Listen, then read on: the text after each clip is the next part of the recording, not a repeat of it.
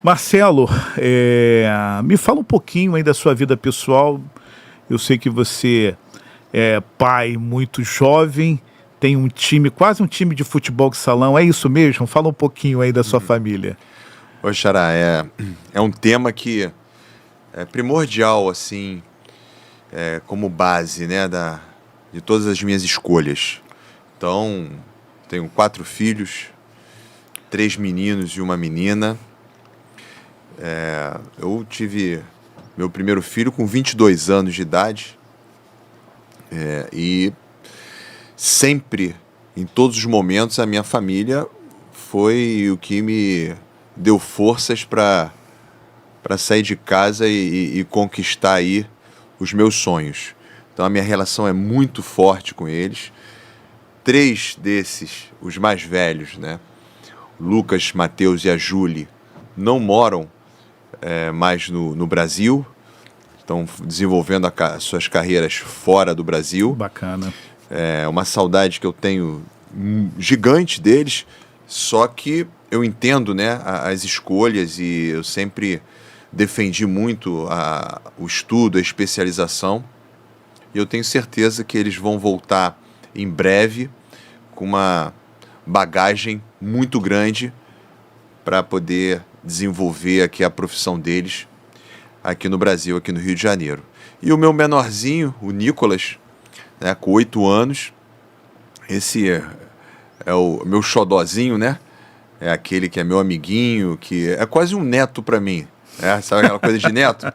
Que o pai não consegue, o avô não consegue puxar a orelha, e é mó barato que quando os outros vêm visitar, olham, né, a relação e falam, pô, na minha época não era assim, comigo não era assim. Tem aquela cobrançazinha bem humorada, mas realmente, às vezes eu fico me condicionando a não estragá-lo, porque é um carinho, um chamego muito grande. A paternidade na fase madura, vamos dizer assim, não vou falar nem de velho, porque não somos velhos, mas é diferente, né? Há um olhar diferente. Eu sei muito bem que é isso. A gente, eu fui pai, né, com 22 anos, e aí você ainda tem muito que aprender, você ainda erra muito, e você vai amadurecendo, você vai entendendo que adaptações têm que ser feitas. A vida mudou muito também, né? Muito. Muito. E, de qualquer forma, tem certos valores, tem certas normas que a gente procura seguir, a gente não deixa cair no esquecimento, mas tem toda uma adaptação para a vida que a gente tem hoje.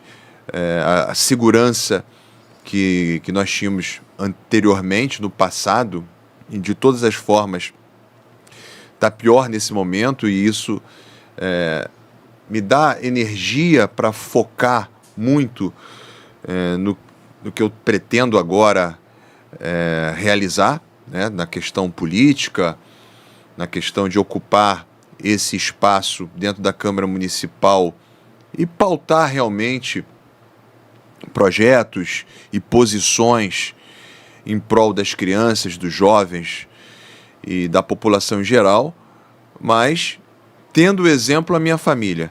Então, o que eu quero de bom para eles, eu quero de bom para a população, né? E como eu sempre tenho essa vocação de professor, de ter um olhar mais para a criança, para o jovem, para a pessoa com deficiência, eu tenho certeza que essas bandeiras vão estar muito fortes comigo, aonde eu chegar, e vou poder representar, sim, esses nichos com propriedade pela minha formação. Vamos falar de formação, Marcelo. Você é professor de formação. Me conta um pouquinho como é que foi esse início. Você é professor de educação física, sei que você tem muitas especializações, mas como é que foi esse início de educação física, personal? Vamos fazer um link desde o seu início até a tua carreira política, Marcelo. Essa decisão, Marcelo, da profissão de educação física veio mediante a minha carreira como atleta de futebol de salão naquela época. Eu fui formado pela Escola Técnica Federal ali no Maracanã. Eu me formei ali como técnico em edificações. Até então, meu propósito era ser engenheiro ou arquiteto. Me formei como técnico em edificações, mas já era atleta de alto nível de futsal, já treinava muitas vezes em 2 períodos, participava de campeonatos, e chegou um momento em que eu não conseguia conciliar mais o estágio em edificações com o meu treinamento. E aí eu entendi que eu precisava absorver uma profissão que tivesse maior compatibilidade. E aí foi a escolha pela educação física. Então teve uma época que eu tive que trancar a faculdade porque fui jogar na Espanha. Que bacana. Aí quando eu retornei, aí sim eu consegui dar uma ênfase maior. E nesse momento eu comecei a buscar os espaços dentro da educação física onde eu teria maior facilidade de acesso e também identificação maior. Foi aí a questão do personal. Foi uma época em que o personal estava chegando ainda no Brasil. Ele era só desenvolvido pelas atrizes norte-americanas e atores como Arnold Schwarzenegger, que tinham seu personal, né, as grandes atrizes do cinema, por uma questão de comodidade e tempo livre para poder fazer a prática de atividade física. E eu, chegando no Brasil, eu peguei esse nicho e comecei a me especializar para desenvolver um trabalho de qualidade, né? Então a paixão do esporte te levou à educação física e subsequente ao personal trainer, né? Eu sempre fui um atleta muito questionador, né? Então, o pessoal que me conhece da antiga, eu sempre defendia algumas coisas, sempre questionava até a forma de treinamento, por que tinha que ser daquele jeito e não de outro jeito. Isso também me motivou a me especializar, para eu poder, né, discutir ali com os preparadores físicos, fisiologistas. Ter autoridade para criticar e também ajustar, né? E sugerir. Então, isso me auxiliou muito até no meu desenvolvimento como atleta, porque no meu tempo livre eu fazia os meus treinamentos. E a educação física foi uma coisa apaixonante. Você poder entender realmente o movimento humano, desde da anatomia humana, da fisiologia ligada ao exercício, a recuperação, a prevenção de doenças. A educação física, ela é muito ampla, muito ampla. A gente tem condição de atuar em diversos nichos bem diferenciados. Então você trabalha tanto no alto rendimento quanto numa recuperação. Você trabalha na prevenção de doenças, trabalha com crianças com necessidades especiais, você trabalha com idosos, você trabalha dentro da escola, na academia, na praia. Então, é um setor profissional de grande possibilidade, né? De grandes possibilidades de atuação. Agora, é fundamental que o professor tenha foco e se especialize naquele nicho para que ele consiga fazer a diferença, porque também é de grande responsabilidade. A gente mexe com pessoas, a gente mexe com saúde, a gente mexe com patologias existentes. Então tem que ter muita responsabilidade essa profissão. Você atua atualmente como personal trainer? E você foi personal trainer de alguns artistas que eu sei. Ah, foi. Cite alguns, Marcelo, também. Eu fui, na época, considerado o personal das estrelas, né? É mesmo? Das celebridades. Que bacana. Eu tinha cabelo naquela época, eu acho que isso chamava um pouco a atenção, mas eu trabalhei desde a Fafi Siqueira, que foi aquela comediante, atriz sensacional, foi minha primeira aluna, Leandra Leal também, a Angélica, Luciano Huck, Grazi Massafera, Juliana Silveira, que time bacana. Juliana Knust, Raika Oliveira, Ana Furtado, grande atriz e apresentadora da Globo, assim, um time muito grande que durante bastante tempo eu consegui trabalhar exclusivamente nesse setor.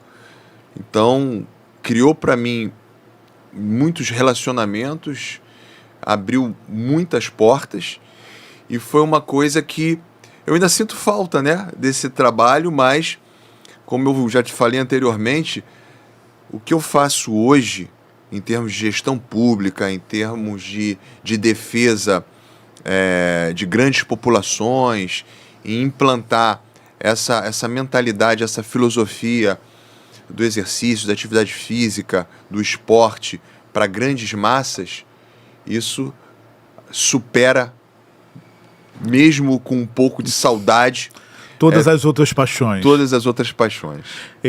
Hoje um vereador, vamos falar do papel do vereador na cidade, principalmente na cidade do Rio de Janeiro. A gente sabe que a tua bandeira, uma das suas bandeiras, a maior bandeira é o esporte. E dentro do esporte você tem um leque de outras áreas que você pode atuar. Mas um vereador hoje que tem a bandeira do esporte, o que ele pode fazer e mudar algo pela sua cidade? Marcelo, primeiro vamos falar do esporte.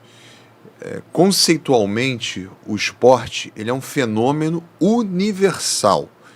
Ele se apresenta de diversas formas, em diversos momentos, em diversos locais. Ele tem uma cultura diversificada, ele se adapta a diferentes realidades. O esporte ele tem que ser um guarda-chuva. O esporte não é só o esporte, não é só o movimento pelo movimento. Você tem linkado ao esporte a saúde. Hoje, o profissional da educação física, por exemplo, que é o especialista no esporte, ele é da área da saúde. Hoje não. Antes da regulamentação da profissão em 98, ele já era considerado da área da saúde. Ponto. Então, quando você fala esporte, você fala em saúde. O esporte, você fala em educação. Porque quando você implanta uma atividade esportiva, uma atividade física, você educa as pessoas, você tem ali uma série de fundamentações de aplicação do esporte que você tem que se basear na questão educacional. Você tem o esporte na escola, que fundamentalmente é educacional, mas no clube também, nas praças, na rua, nas clínicas da família. Você está ensinando as pessoas as práticas e a forma de se exercitar com segurança e com efetividade. Então você não consegue diferenciar. Então quando a gente fala, o professor Marcelo Barbosa, a pauta do esporte, não. O esporte é o carro-chefe. E agregado ao esporte você tem a saúde, a educação, a inclusão. Você não consegue falar em esporte sem falar em inclusão.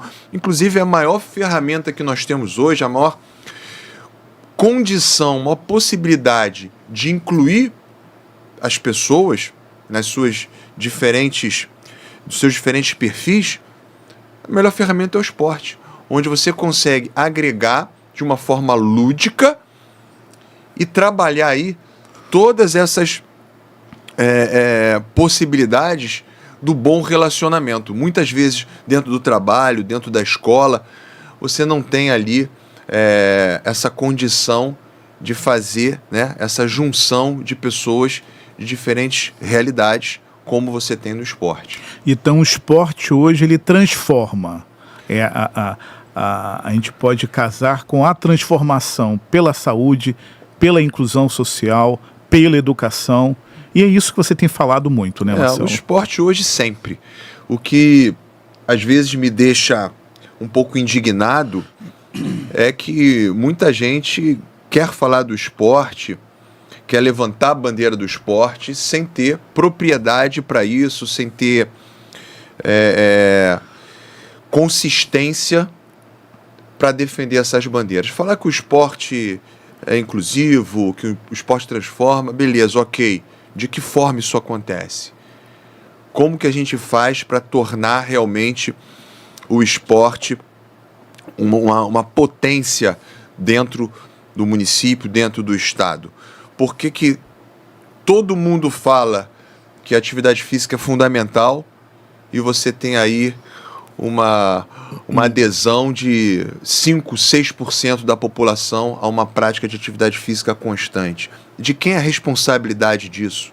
Em que momento a gente vai tratar desse assunto de frente? Vai ser só nos momentos de campanha eleitoral, de pré-campanha? Hoje em ano de Olimpíada, em ano de Copa do Mundo, só se fala em esporte exatamente nesses períodos. Acaba esse período e qual um o mês legado acaba. que fica, o que a gente aprendeu de novidade. Tivemos vários exemplos, né, aqui até na cidade do Rio de Janeiro em relação a isso. Esse legado ficou, tá? Mas a cabeça das pessoas mudou, houve uma adesão maior. De que forma a gente pode trabalhar nisso? Porque o esporte, a atividade física, ela impacta em diversos sistemas. No sistema de saúde da cidade, né? No sistema financeiro, de ocupação, de trabalho e renda, de revelação de talentos. E a gente está falando de Olimpíada, quantos talentos o Brasil revela com uma estrutura péssima que as federações têm, que os treinadores têm.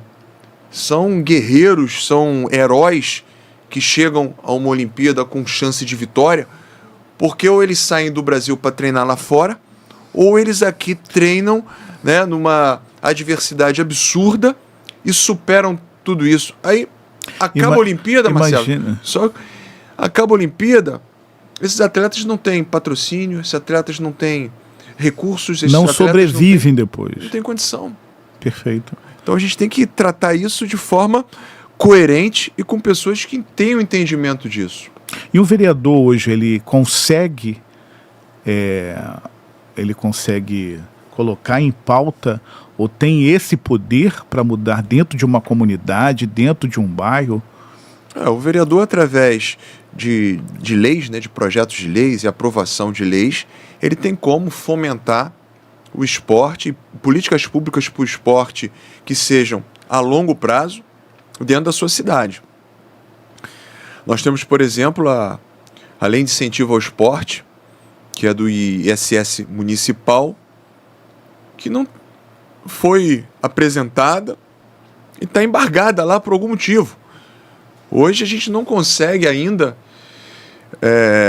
esse recurso, captar esse recurso das empresas aplicando nessa lei, porque eu soube que não está disponível. Ali dentro da Câmara você tem pessoas ali super competentes, mas tem pessoas ali que parece que estão ocupando espaços preciosos de outros agentes que poderiam estar trazendo ainda mais qualidade e defendendo pautas mais importantes. Então são outras prioridades. Se tiverem outras prioridades, ok. Eu quero saber quais são as prioridades. A gente precisa ter representação ali nas 51 cadeiras ali dos diversos temas da cidade. A gente precisa discutir esses diversos temas. A gente precisa ter pessoas qualificadas para discutir temas distintos, abrangentes, mas você tem que ter a qualificação ali, a defesa de determinados temas importantes para alguns grupos, né, para algumas pessoas que se identificam com esses temas. Então, da mesma forma que o vereador tem que ter uma qualidade generalista para discutir, para votar, para opinar, ele tem que também ter bandeiras consistentes para poder levantar e defender. Então o vereador não é só tapar buraco. Chega a ser engraçado, né? Chega a ser engraçado. Infelizmente, é uma deturpação crônica da cidade, do país, enfim. Achar que o vereador é aquele que tem que fazer uma selfie quando entra um asfalto, quando entra um tapa-buraco e quando vai trocar uma lâmpada. Isso é do Poder Executivo, isso é da Prefeitura. Então, é óbvio que o vereador está defendendo ali aquele bairro, está cobrando do prefeito, né? Está junto com a população, entendendo as demandas, levando isso para o executivo, mas ele não pode existir a partir disso. Isso é um plus no trabalho que ele tem né, da fiscalização das contas da prefeitura, na fiscalização das ações do prefeito e na apresentação de projetos de lei consistentes e importantes para a população. Um ponto que a gente conversou até em outro podcast são da importância de professores e líderes do esporte dentro das comunidades. É dali que sai fora de séries, né? Pessoas, atletas que estão muito acima da média de quem tem muito mais condição. É possível a gente valorizar mais, é possível a gente criar melhores condições para esses líderes de comunidade dentro do esporte? Olha, as comunidades aqui no Rio de Janeiro que eu conheço, elas são, nesse aspecto, um grande exemplo para todos nós. Então a gente consegue identificar ali focos de projetos esportivos, de profissionais que realmente desenvolvem um serviço para a população monumental, né? Sensacional, fantástico. São pessoas que não estão ali procurando remuneração, estão fazendo aquilo ali com um sacrifício muito grande, mas como ONG sem ser ONG.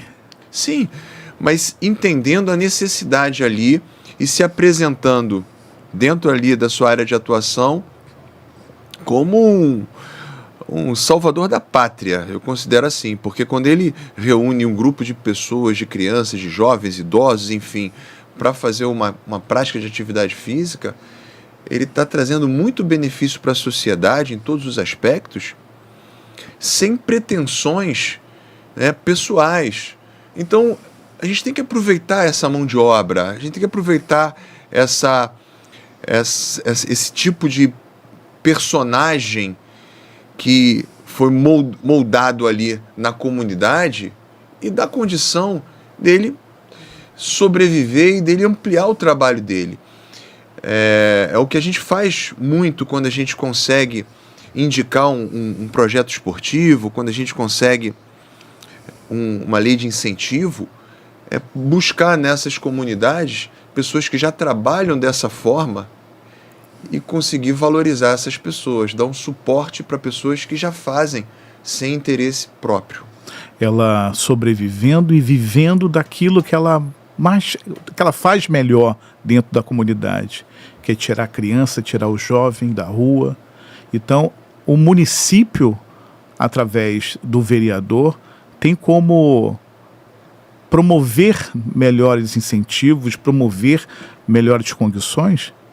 Há uma lei hoje, ou se pode criar uma lei para dar um desconto tributário, ou ter um espaço que a prefeitura tem ociosa na comunidade.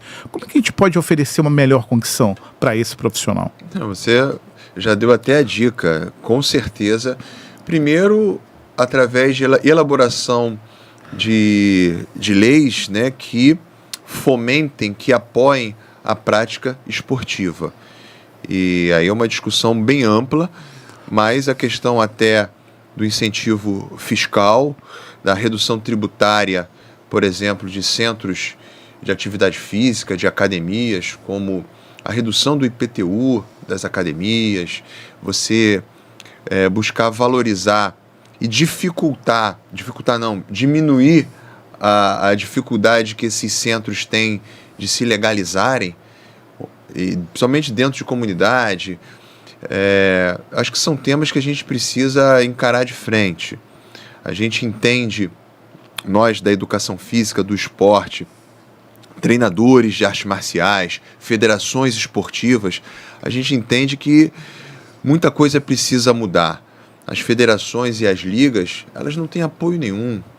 Elas sobrevivem de inscrição de atletas em campeonatos cujos atletas estão a cada vez mais com dificuldades em se inscrever ou fazer parte, se filiar, pelos valores que são cobrados. Então, assim, é uma gangorra que o poder público precisa entrar e gerar uma solução. A gente precisa equacionar tudo isso, porque a gente tem um potencial muito grande do esporte, tanto educacional, quanto inclusivo, quanto de alto rendimento.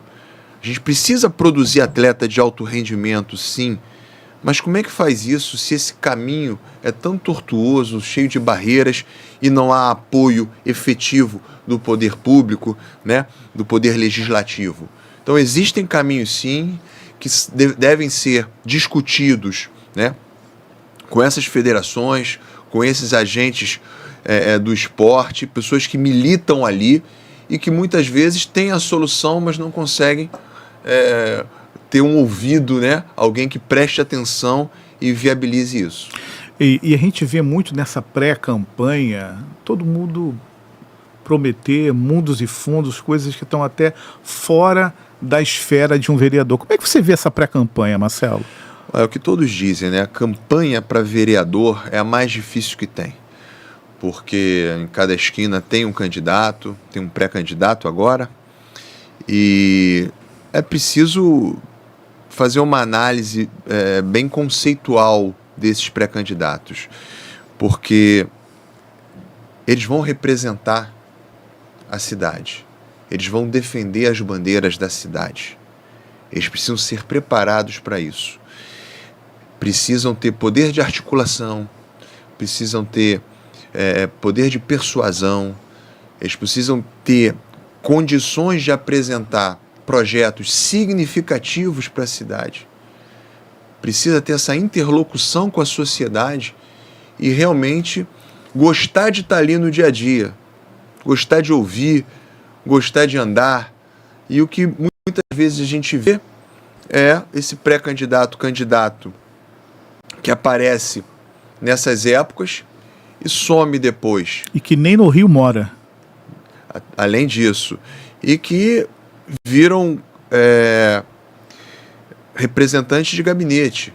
É óbvio que existem pautas que você tem que estar lá, você tem que estar presente nas sessões, você tem que, né, se fazer presente dentro do legislativo, mas é preciso que ande na rua, que conheça a realidade, e essa proposta ela tem que ser analisada desse prisma também, e não somente naquele que tapa um buraco, naquele que distribui alguma coisa, até porque esse não é o papel principal do vereador.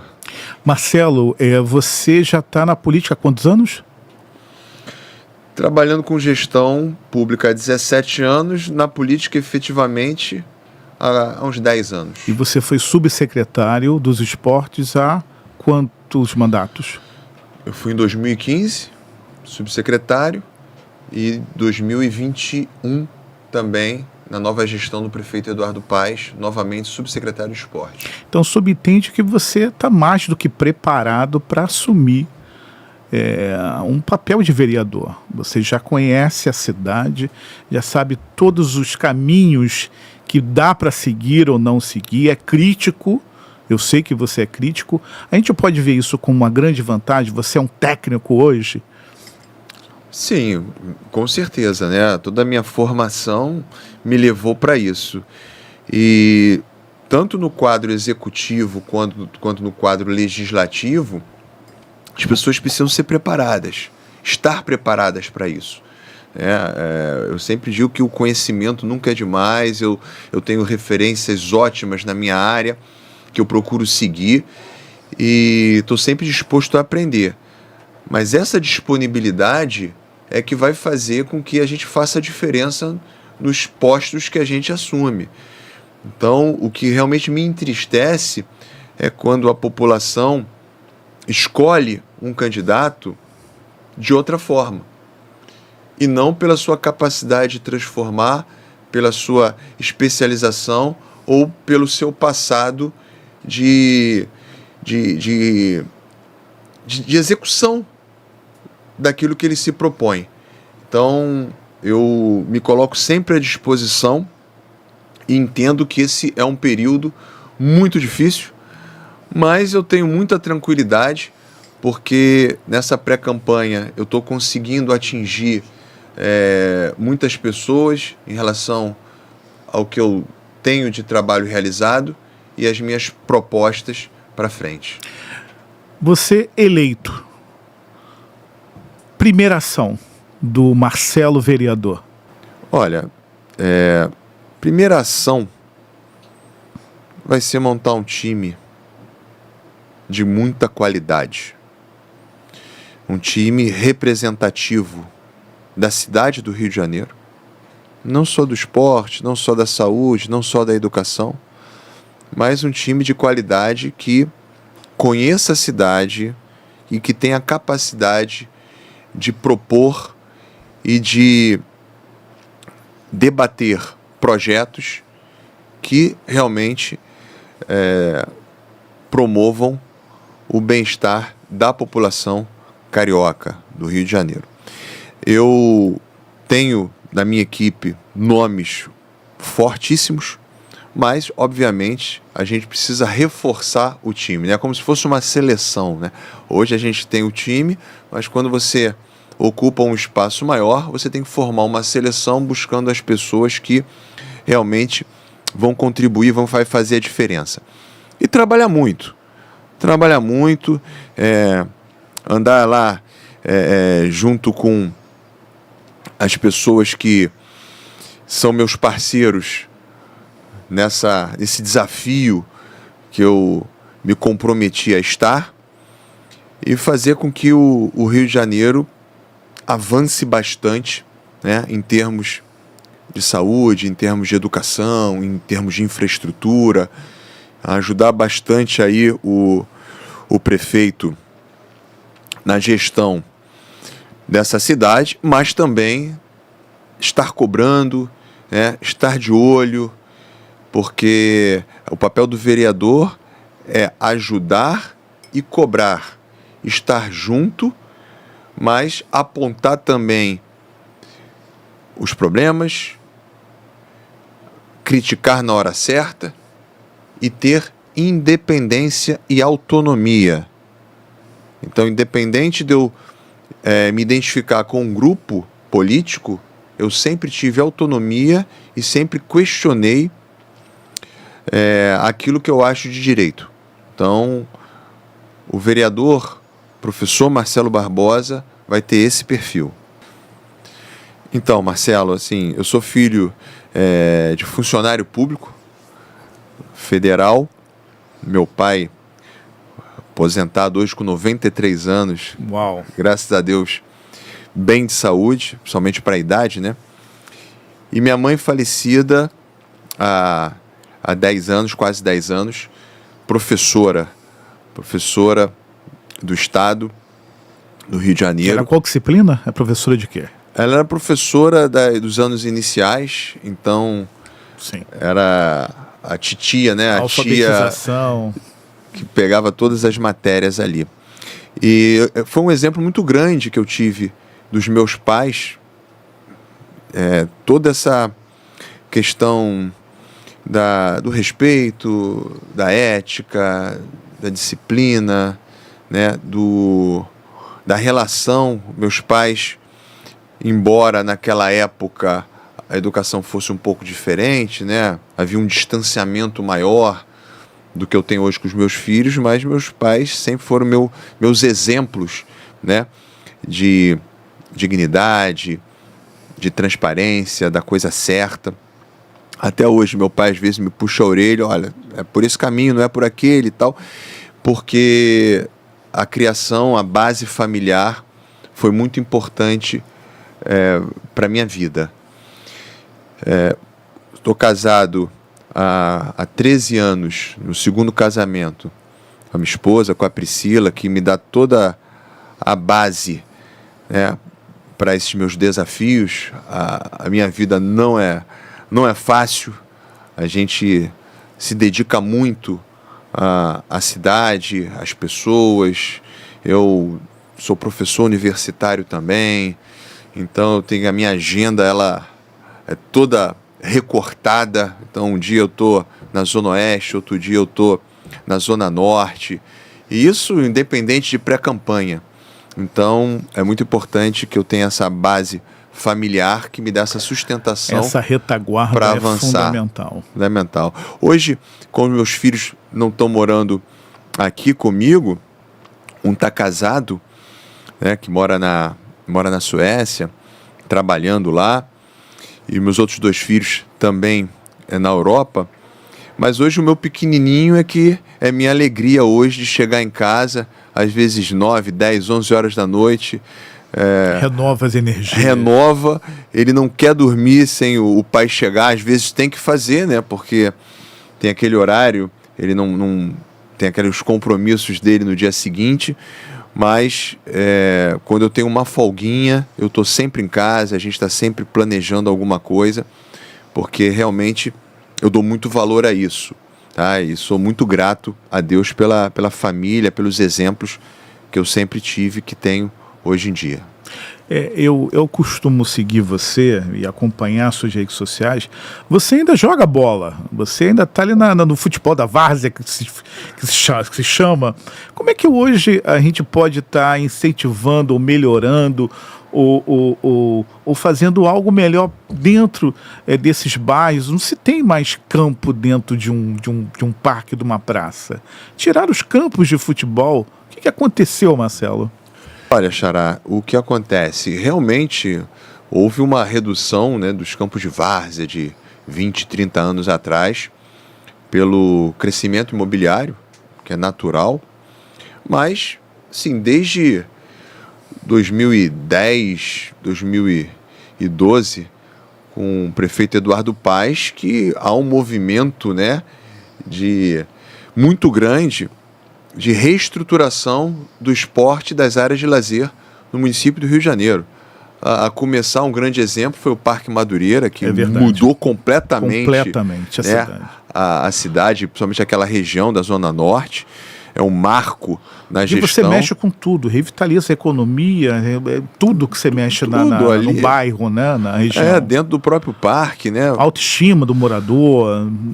Não, o impacto realmente é muito grande e é um impacto generalizado.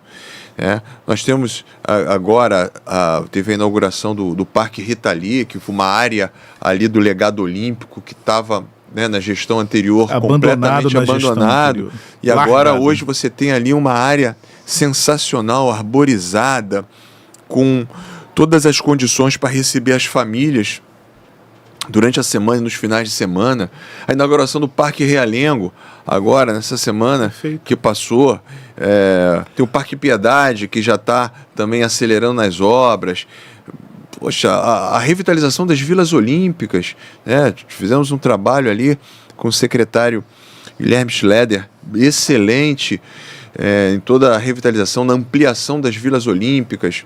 Enfim, a gente está num caminho que eu me sinto muito otimista, né? É óbvio que tem que melhorar, a gente tem que aumentar aí o número de espaços públicos com estrutura para receber a população e dar um atendimento ali de qualidade, tanto na parte esportiva quanto na parte social também. Perfeito.